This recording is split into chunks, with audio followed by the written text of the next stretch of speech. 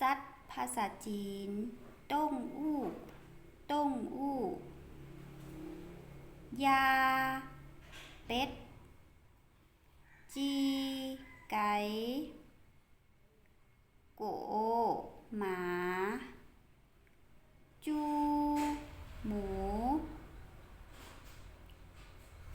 แมวแมวหมาม้าหยาง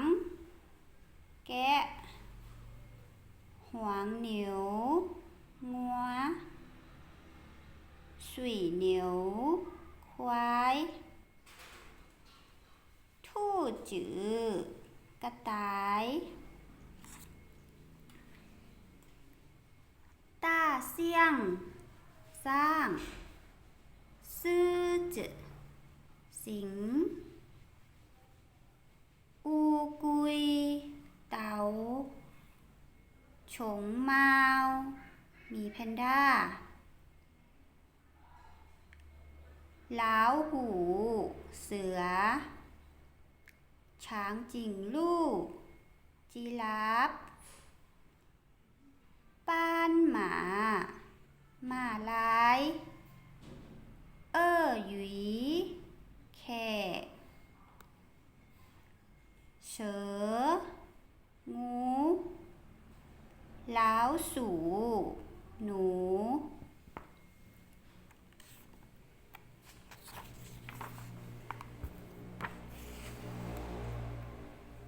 เหนียว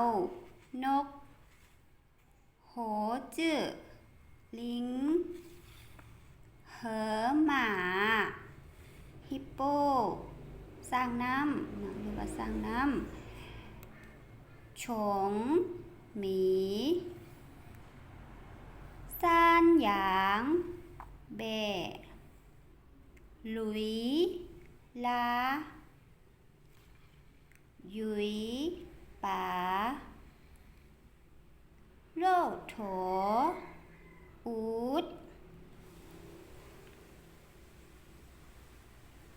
คำคุณนามเกี่ยวกับสัตว์เช่นว่าภาษาลาวเฮามักจะว่าโตแมวตัวหนึ่งหมาตัวหนึ่งภาษาจีนสิงหลงเสือกวนหยุยต้งอู้ภาษาจีนมีหลายโตเส้นจะแยกตามประเภทของสัตว์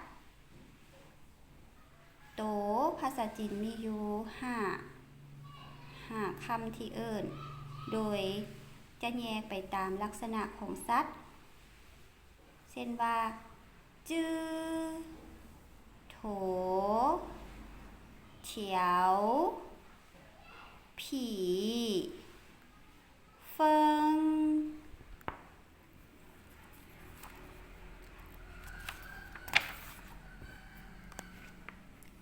จื้อเศร้ากับสัตว์ตัวน้อยที่มีขาเช่นหมาแมวกระต่ายนกและอื่นๆที่มีขนาดน้อยตัวอย่างแมวหนึ่งตัวอี้จื้อเมาไก่สามตัวซานจื้อจีนั่นแม่นหมาหนึ่งตัว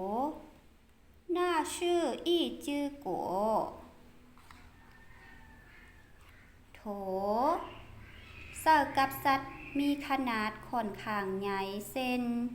แกะแบะช้างงัวควายและอื่นๆที่มีขนาดใหญ่ตัวอย่างงัวหนึ่งตัวอี้ถั่วเหนียวแบะสีตัวซื่อโถซ่านหยาง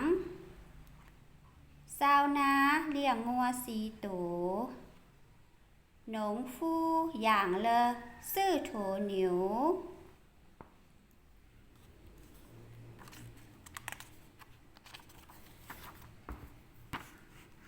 เขียวเสิร์ฟกับสัตว์มีลักษณะยาวมีขาหรือบ่มีขาก็ได้เส้นป่างูและ และอื่นๆที่มีขนาดยาวเช่นตัวอย่างลาวเห็นป่า3 ตัวท่าข้านเจี้ยนซ่านเถียวหยุยผีเจ้ากับม้าเฉพาะม้าเท่านั้นเนาะผีตัวอย่างเฮือนของลาวมีม้า3 ตัวท่าเจียโหยซ่านผีหมา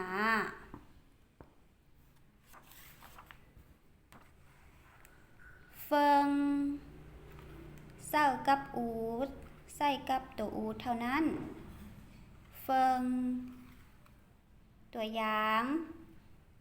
ในสวนสัตว์มีอูฐ1 ตัวต้องอู้หยวนหลีเหย่าอี้เฟิงโลโถ